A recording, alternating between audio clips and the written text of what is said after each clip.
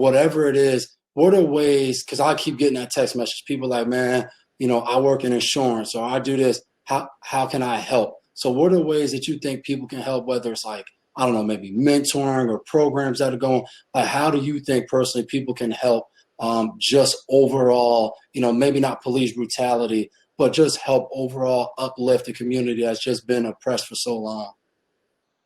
It kind of goes back to, I think a lot of things I've been hearing recently over the weekend is, I feel that just the color of our skin is, people are fearful of that. And I think that in itself is kind of goes back to how our community grows up. So you think about, just having a job or, having the right kind of job or home ownership or anything like that, young professionals where you can actually have conversations about it.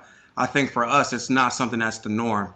And I think just by having a conversation with a young kid about what else you can do besides being an athlete. And then for me, I always wanted to be a pro athlete. I look at you guys and, I kind of live vicariously through you. But at the same time, it doesn't stop me and what I do on a daily basis of being able to educate someone. And I think for me, it kind of goes both ways. And I can say, I did play with these guys in the trenches, but here's what else you can do if you don't make it. And I think just having more conversations about that with younger people and younger adults, I think we all have a responsibility to do that, especially the ones that haven't made it. So, as you had mentioned before, we have a bunch of friends that, we have police officers, we have, myself, I'm in finance, we have people in insurance. I think just having those conversations more often and doing mentorships, having opportunities with kids. I'm part of the Hartford Police Athletic League. We're able to, touch a lot of kids in their lives at an early age and just say, hey, here's what else you can do. And I think when that becomes the norm and we're not looked at as just for our talents as it relates to sports and entertainment, and we can do so much more. I think once that becomes the norm, I think we can have more of an impact. So I think those people that you have mentioned that are in other industries, I think it's on all of them and myself included to educate people on what else is out there besides, sports and entertainment. Because I think when we think about young kids, I think, growing up, that's what we look at. I think, that's the example that we see as far as people that look like us that are successful.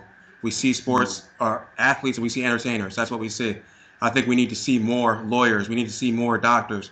We need to see more, financial services professionals, more insurance agents. That's the way you build wealth in this country, is by leaving insurance and leaving a legacy to your kids. And no matter what way you do that, I think that's what needs to be more important as opposed to, just kind of materialistic things that I think our community, thinks about. So to me, it's a lot about the education, no matter what platform you have, giving back to those kids and helping them understand that there's more to life than just the materialistic things. There's a lot of things that we need to do that I think is our responsibility to leave to the next generation in terms of education to our kids.